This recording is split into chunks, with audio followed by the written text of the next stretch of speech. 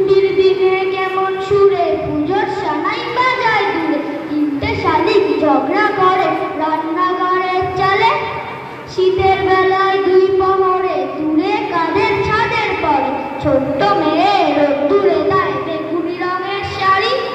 চেয়ে চেয়ে চুপ করে রইতে পান্তরের পার বুঝি ওই মনে ভাবি ওইখানেতে আছে রাজার বাড়ি। থাকতো যদি মেঘে ওরা পক্ষীরাজের বাচ্চা ঘোড়া, তখনই যে যেতেম তারে লাগাম দিয়ে কষে। যেতে যেতে নদীর তীরে ব্যঙ্গ মার ব্যঙ্গ নীরে, পথ শুধিয়ে নিতেম আমি গাছের তলায়